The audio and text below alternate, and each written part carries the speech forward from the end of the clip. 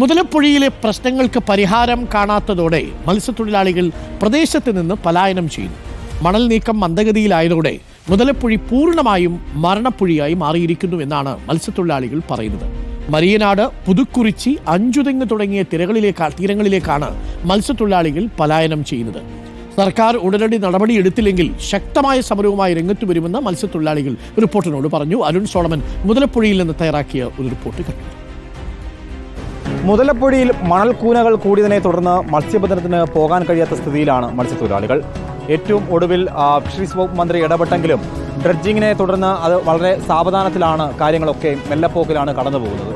ഇപ്പോഴിതാ മത്സ്യത്തൊഴിലാളികൾ, ചെറുവള്ളങ്ങളിൽ പോകുന്ന മത്സ്യത്തൊഴിലാളികൾ തൊട്ടടുത്തുള്ള തീരങ്ങളിലേക്ക് കടന്നു പോകുന്നുള്ള വാർത്തയാണ് പുറത്തു വരുന്നത്. നിലവിലെ അവസ്ഥ എന്താണ്?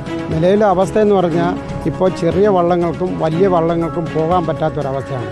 ഹാർബർ പണ്ടത്തെ ഒരു മുതലപ്പുഴി മണ്ണ് കംപ്ലീറ്റ് അടിഞ്ഞു കൂടി അങ്ങനെ ഒരു പ്രതിസന്ധിയിലാണ് ഇപ്പോൾ കടന്നു പോകുന്നത്. അപ്പോൾ അതുകൊണ്ട് ഈ മത്സ്യത്തൊഴിലാളികൾക്ക് സുലഭമായിട്ട് പോകുന്നുണ്ടെങ്കിൽ സർക്കാരും ഫിഷറീസ് ഡിപ്പാർട്ട്മെൻറ്റും ഡ്രഡ്ജിങ് ഇത് മാറ്റി വലിയൊരു ഡ്രഡ്ജർ കൊണ്ടുവന്ന് മണൽ ഒരു 15 ദിവസത്തേക്കുള്ളിൽ മാറ്റിയാൽ മാത്രമേ കടലിൽ മത്സ്യത്തൊഴിലാളികൾക്ക് പണിക്ക് പോകാൻ പറ്റുള്ളൂ.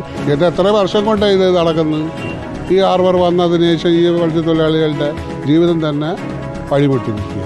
അദാനി കമ്പനിക്കാണ് നേരത്തെ ഇവർ ടെൻഡർ കൊടുത്തെന്ന് പറഞ്ഞാൽ 2.5 കോടി. അദാനി കമ്പനി ടെൻഡർ കൊടുത്ത ഒരു കോൺട്രാക്ടറിന് പൈസ കൊടുക്കാതെ വന്നവർക്ക് അവിടെ ഇട്ട് കളഞ്ഞ്. പക്ഷെ അതൊന്ന് രണ്ടാമത് ഇത് മത്സ്യത്തൊഴിലാളികളുടെ കാര്യമാണെന്ന് അറിഞ്ഞുകൊണ്ട് ഗവൺമെൻറ്റിന് ഈ 2.5 കോടി കൊടുത്ത് ചെയ്യിപ്പിക്കാമായിരുന്നു. നേരത്തെ ഈ ഒരവസ്ഥ വരില്ലായിരുന്നു. ഞാൻ പറയുന്ന ഒരു കാരണം ചെയ്തിട്ട് അവർ ഇപ്പോഴും ഈ 3 മാസം അവർ മത്സ്യം പിടിക്കാൻ പോകാത്ത ഒരവസ്ഥയായി. ചെറിയങ്കിഴി താലൂക്കിലുള്ള മത്സ്യത്തൊഴിലാളിക്ക് 1000 രൂപ വീതം കൊടുത്തേ പറ്റത്തുള്ളൂ. അല്ലെങ്കിൽ ഞങ്ങൾ ഇവിടെ എന്തെങ്കിലുമൊക്കെ സമരം ചെയ്യും. കാരണം ഇതെന്താന്ന് ചോദിച്ചാൽ ഞങ്ങളെ കുറ്റമല്ല. 180 മീറ്ററാണ് തുടക്കത്തിനും അവസാനിക്കുന്നത് 140. എന്തുകൊണ്ട് ഇത് ഇത്രയും ചെറുകി? ഇതിപ്പോൾ ഒത്തിരി കൂടെ കഴിഞ്ഞ് തീരുമ്പോൾ 15 മീറ്റർ 20 മീറ്ററുകളിൽ ഇത് പൊഴിയാവും. ഒരു പൊഴിയാവും. ഈ 20 മീറ്ററും 15 മീറ്ററോളം നിങ്ങൾ കാണുന്നില്ലേ?